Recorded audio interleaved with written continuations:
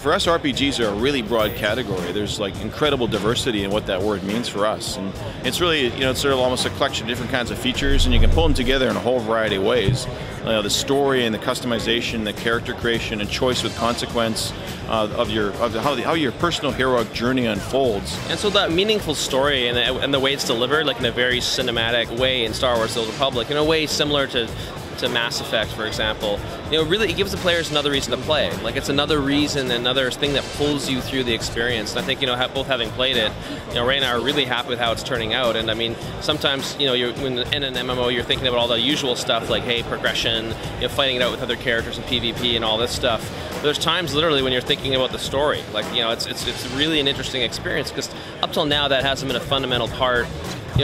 People have done story, but not in the sort of the depth and every fiber of the game that we've done. But it seems to be working really well. I mean, the fan feedback, we've been doing public testing, it's been huge, and it's working. Countless people have died because of him. The Republic should be planting his head on a stake, not offering him protection. Arguably, a game like Grand Theft Auto or Red Dead Redemption, I just finished that recently, a wonderful game.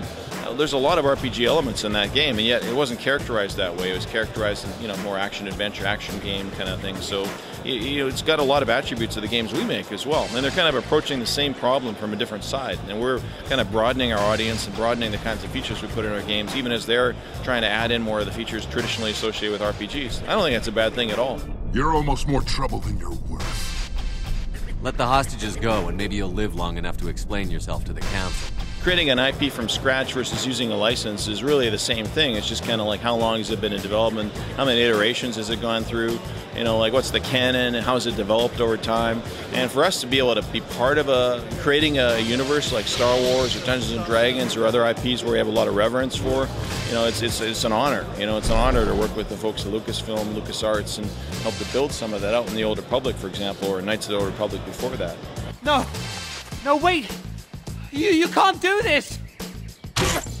I think we enjoy the world of Dragon Age as an example of why, we wanted to create a new fantasy IP kind of from scratch, and our teams are enjoying that quite a bit right now. I mean, as much as we have reverence for D&D in the past, and we enjoy working on that a lot, I think right now for fantasy we're more focused on Dragon Age, and there's some other stuff we have in the pipe as well. It's a little bit different cut of that, but you never know what the future might bring.